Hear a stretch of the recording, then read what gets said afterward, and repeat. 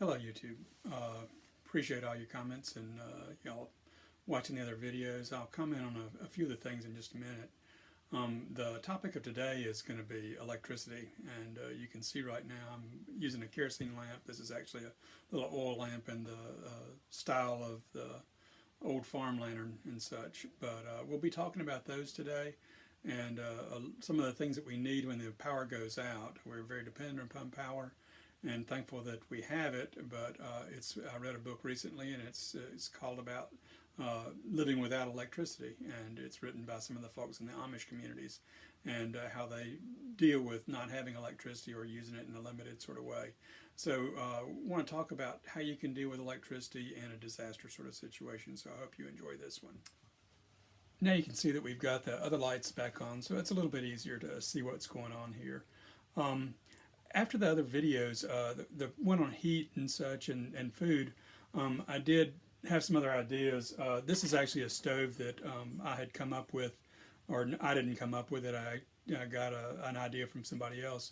But this you fill with alcohol, and you can put a penny on it, light it, put a penny on it, and then it'll produce a flame, and it produces a good bit of heat. It's called a tin can stove. You can pull up another video on YouTube or something about how to make these. They're pretty easy to make, but it's made out of a Coke can.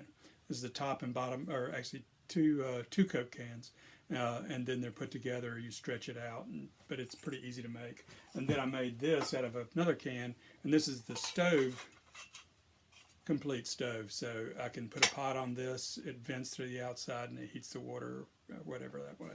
Pretty good little deal as far as heat goes. G had also told me or asked about life straw when we were talking about water, and we were talking about purifying water in different ways, or disinfecting it in some ways and purifying the others. And people, the life straw is a straw that you can use, and it's about $20 for a life straw. And I've got something similar to that. I've got one that a bag attaches to, and you can squeeze the water through the straw, and then it'll have clean water coming out on the other end, and it works fairly well. One thing about life straw or any kind of filtering system is watch out about the silt. We were in the Grand Canyon, and the water had a lot of silt in it, and we were pumping and clogged the filter in no time at all. And I think the same thing has come true with some people who use in life straw. They'll put it into murky or muddy water and then try to suck out of it, and it just doesn't do. One thing you can do is probably let your water sit for a while to settle some of the silt and stuff out so that you can use it then. So just some ideas about water and about heat, and keep the ideas coming. I appreciate the other information. Going back to electricity, though, electricity is something that we really take for granted, but when it's not here, we really know that we miss it. Every time the power goes out, I go into a room and I flip a switch and nothing happens, and that's just the way it is. But how can we provide light? How can we provide power for things like our heating and air systems? Can we provide power for our refrigeration? And those are some concerns that we have. One thing that we really depend on is light. It provides security inwardly and outwardly. We can provide light in lots of different ways. We have a emergency candle, and people use candles and things a good bit. That's one way of providing some light. We can take one of these and put it in a room and kind of have it going all the time if you're not going to have power outage for a long time, but you can have it going to provide a little bit of warmth and security in the room, just so that you can walk around the room without running into things and such. But emergency candle, these are not expensive. You can get them anywhere as far as the stores and such go. But candles are a nice thing. One thing with any kind of flame-oriented sort of light, you've got to watch out about fire. Every year we hear about a power outage and somebody's caused a fire. The other big danger is that they've had some carbon monoxide poisoning. And that can happen with internal combustion engines being used inside of a structure or too close to a door or a window. But candles and candles of all types. This one will last a long time because it's so fat and squatty. Melted down some the other day, some of the little tea lights. We had some wax left in the bottom of them, so I melted them down and made one big candle out of it, about this same size as this, and made a couple of those out of the old tea lights. These lanterns, even though they've been around a long time, they still work, and they work great. They're a great way. I can carry this and walk with it and it'll provide light wherever I'm going, and it's a good source of light, and it's fairly safe. It's one of those things that you're not as likely to touch it or get it to a hot surface, and you can hang it as opposed to just leaving it on a counter. One problem that we found the other day was that whenever I'd put a candle down, the cats are all over the place and they end up crawling, in places. So I was always worried about leaving a light unattended and having a cat knock it over and then having a fire that occurs from that. But these I can hang. I usually hang it right here if I do, and there's my little hanger. So it works fairly well, but a good source of light. Whenever we have a power outage or any kind of emergency situation, I always, after the fact, assess what I did right and what I did wrong. And one of the things I did wrong for this past power outage was I have Aladdin lamps. And Aladdin lamps, if you're not familiar with them, provide about the light of a 40-watt incandescent bulb. So it's a pretty good bit of light. And I have several Aladdin lamps, but I didn't have any mantles for them. My mantles had broken, and this is an Aladdin lamp. This is one that we have, and this one's made to just sit on a counter or such. But the mantle is right here, but the mantle's broken on this one. So since that power outage, I've ordered a few mantles, and I should have those coming in pretty soon. So that's something that I can use. Other sources of light, I keep headlamps all over the place and flashlights. I carry a flashlight with me almost everywhere I go, and it's people think it's kind of silly, but if I'm in a big building and the power goes out, I want to be able to find my way out. Or if I'm at home and the power goes out, I want to be able to find my way from one place to the other. But headlamps are great because you can put them on, you can still use both hands while you're doing things, especially in a car. If you've got a roadside situation, a headlamp's a real good thing to have. But I remember my first camping trip that I took a headlamp on. Everybody looked at me like, yeah, there's Bundy the nerd.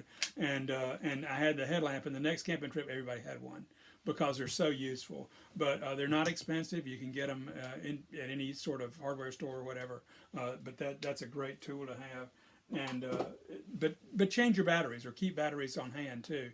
Most headlamps run on LED lights, so the batteries last a long time. But you don't want it sitting there and then have the batteries corrode inside your headlamp and it not be any good to you. So those are ways of providing light. One thing that we don't have a lot is we don't have heat when we have a power outage. The other day when the power was out, it was about the perfect temperature because it was cool at night. We opened up our windows and let the cool air in at night, and it was warm during the day, so we closed everything down to keep the cool air in. If it were today, you see I've got a jacket on. It's cold out there. We've actually got a fire going in our fireplace, but we have a fan on our wood stove, and to operate that fan is a whole different question. So what we have is a battery, and it's a 12-volt battery, but it's a deep cycle battery, not like the one that you run your car with. And the 12-volt battery, we have a small inverter hooked up to it. The inverter will run the fan on the wood stove, which is great. One thing that I did find out was that I need a bigger inverter because my inverter is about a 500-watt inverter, and I need a 1,000-watt inverter to run some of the things that I want to run.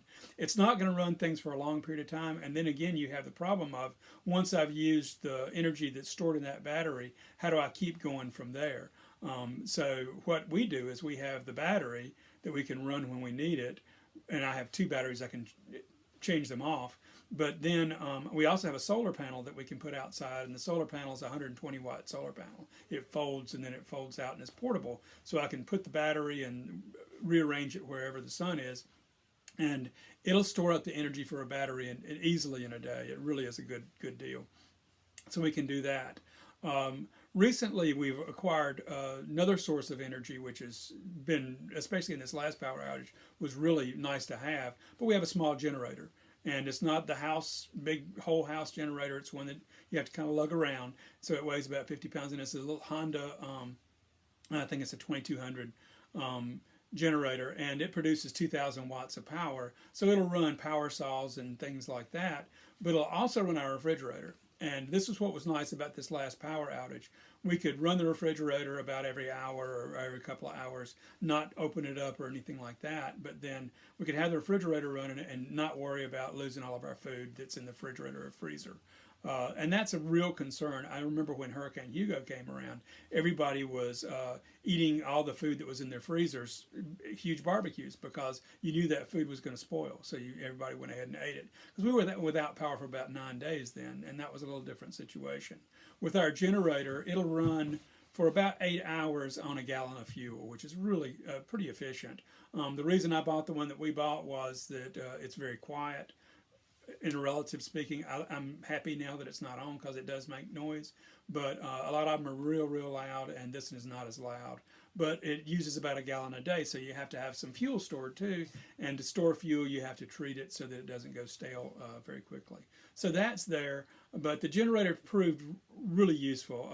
It's a thing that we could use it with that. We could run the TV, we could run the internet. So I could actually do internet sort of things when I wouldn't have been able to do it otherwise. Our internet's on satellite, and the satellite relies on electricity. So when the power's down, our internet's down. So, that communication network, being able to find out where the storms are, what's going on, is down. So without the electricity, we were really hampered there.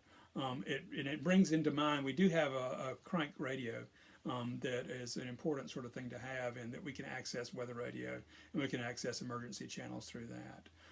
A lot of our tools, though, are hand tools, and that's a nice thing to have when a power outage. So if I need a skill saw, I can, I won't have access to it when the power's out, but I do have hand saws and things that I can use. Our bread wheat grinder, I have two parts of it. I have one part I can run with a motor, and it's easy. I plug it in, turn the motor on, and the wheat grinds by itself. Or I can do it with a hand crank. And most of the time I've done it with a hand crank because it's kind of good exercise, and I probably need the exercise. But the other day I cranked up the motor, and I ground a good bit of wheat because I was doing a lot of work with it. But with power, it's something that's really nice to have. It's something you can do without. It takes some thinking and thought to do without it, though. So be prepared. Get an emergency source of light, an emergency source of power. You don't have to go out and buy a generator tomorrow, but it's another tool that you have that you can use. So the main thing is diversify your sources of disaster preparedness, and have a variety of sources you can draw from. We want to up our solar aspect of things so that I have more battery capacity. A couple of batteries just doesn't last very long, but more than that would. I can charge my batteries with a generator also, so that's an easy thing to do. So if you have questions, send the questions. If you have comments, send the comments. Subscribe and like on the page and such. But thanks for watching this, and if you have other comments, please let me know. I am going to put out one. Somebody suggested doing one on some gardening tips, so I'm going to put out one on gardening tips, because your garden is a huge source of fresh vegetables when you don't have that food that's available. So we'll talk about some of the things that we're doing with that. But appreciate it, and y'all have a great day, and be careful out there.